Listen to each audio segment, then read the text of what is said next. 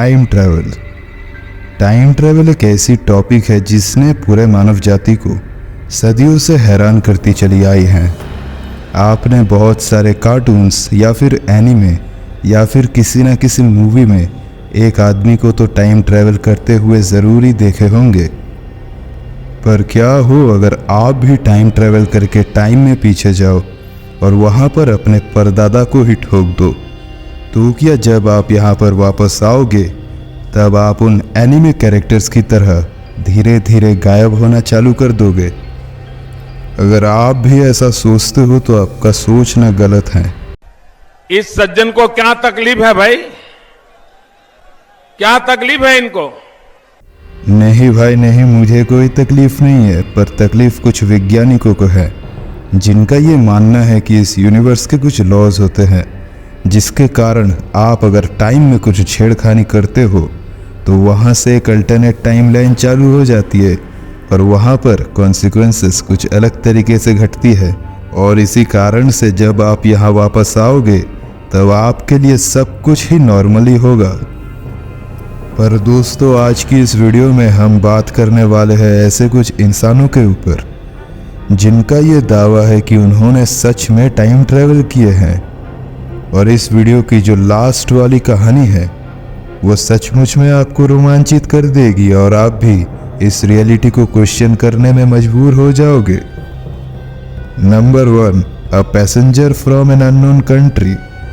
साल 1954, हनाडा airport Tokyo. अचानक एक ऐसी घटना घटी जिसने पूरी दुनिया को हैरान कर दिया। एयरपोर्ट में अचानक एक रहस्यमय शख्स आ गया था जो अपने आप को एक ऐसे देश का नागरिक बता रहा था जो कहीं पर भी एग्जिस्ट नहीं करता।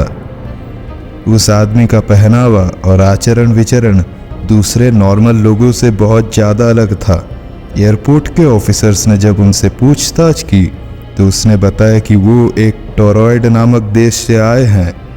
वे यहाँ पर बिजनेस मीटिंग के लिए आए हैं और वो यूरोप के बहुत सारे देशों में पहले भी घूम चुके हैं।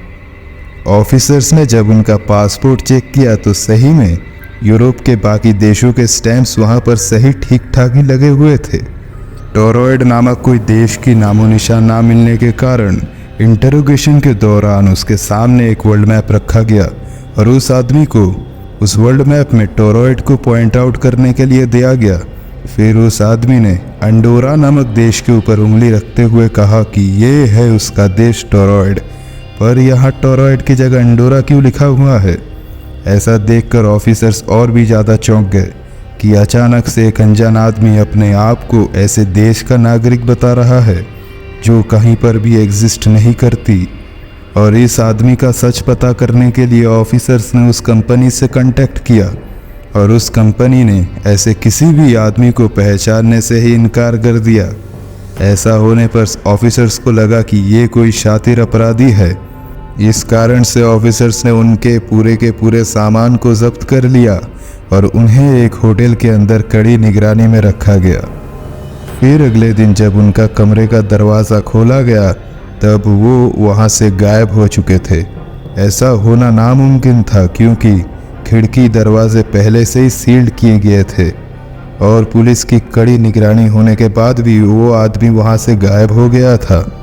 और इससे भी ज़्यादा हैरान कर देने वाली बात यह है कि जो सामान पुलिस ने उस आदमी का जब्त किया था वो भी वहाँ से गायब हो गए। तो क्या लगता है दोस्तों कि ये आदमी सच में कोई भविष्य से आया था या फिर किसी कारण से टाइम ग्लिच या फिर पैरेलल यूनिवर्स के बीच में कोई ग्लिच आ गया था? Number 2, the man who time travel from future to scam the Wall Street. 28 जनवरी सन 2000, न्यूयॉर्क सिटी। एंड्रू कार्लसन नामक एक आदमी को अरेस्ट किया गया। एंड्रू का ये जुर्म था कि उन्होंने इनसाइडर ट्रेडिंग की थी। बीते 2 हफ्तों में एंड्रू का नेटवर्थ $800 से बढ़कर सीधा $350 मिलियन हो गई। मतलब ये आदमी जो भी स्टॉक्स में इन्वेस्ट करते थे वो सीधा पत्थर से पारस पत्थर बन जाती थी। रियलिटी में ये करना एकदम नामुमकिन है और अगर ये पॉसिबल है तो सिर्फ और सिर्फ इनसाइडर ट्रेडिंग से।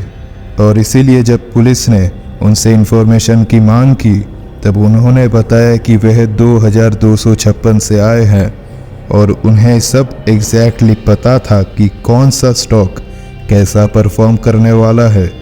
पहले तो पुलिस वालों को लगा कि ये आदमी उन्हें बेवकूफ़ बना रहा है, पर पुलिस वालों के पास सबूत ना होने के कारण उन्हें छोड़ दिया गया।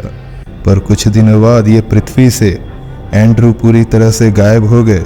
से भी ज़्यादा चौंका देने वाली बात यह है कि एंड्रू ने जो डेट प्रेडिक्ट किया था यूएस ईरान इन्वेशन के, वो एकदम सही थी।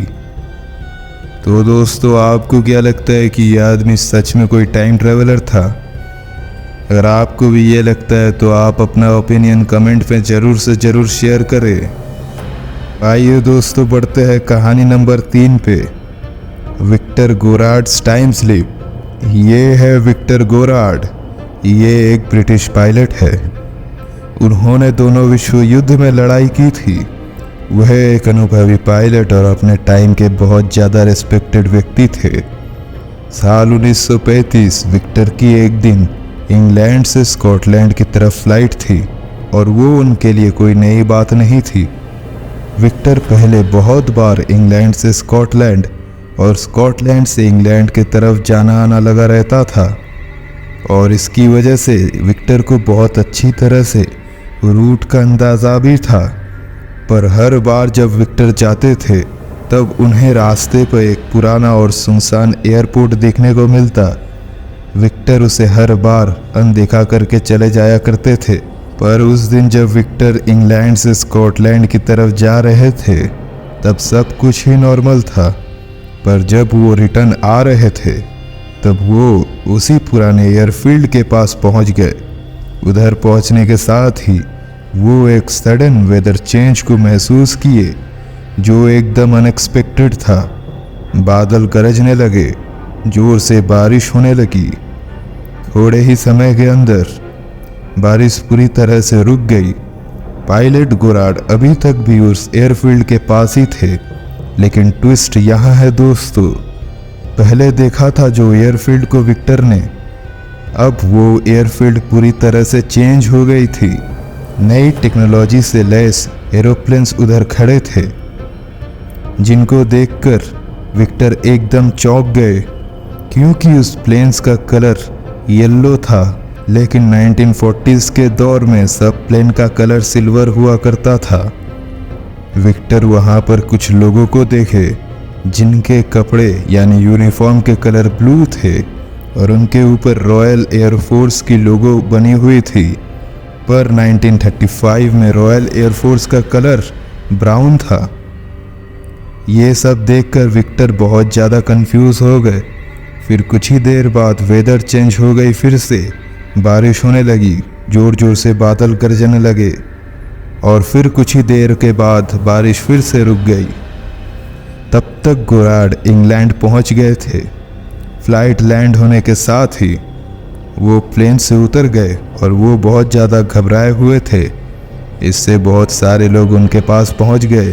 पहले तो विक्टर ने किसी को कुछ नहीं बताया, लेकिन बाद में विक्टर पूरी की पूरी कहानी एक डॉक्यूमेंट्री में लिखते हैं। फिर 4 साल बाद 1939 रॉयल एयरफोर्स ने अपने प्लेन्स का कलर सिल्वर से येलो कर दिए और अपने एम्प्लॉयज़ का ड्रेस यानी यूनिफॉर्म ब्राउन से ब्लू बना दिए। ऐसा होने पर हमें यकीन हो जाता है कि विक्टर ने जो प्रेडिक्ट किया था वो एकदम सही है। दोस्तों, आप अपने विचारों को कमेंट में रखना मत भूलना, क्योंकि हमें भी तो पता चले कि हमारे ऑडियंस कैसे विचार रखते हैं। तो मिलते हैं अगले वीडियो में, तब तक के लिए जय हिंद।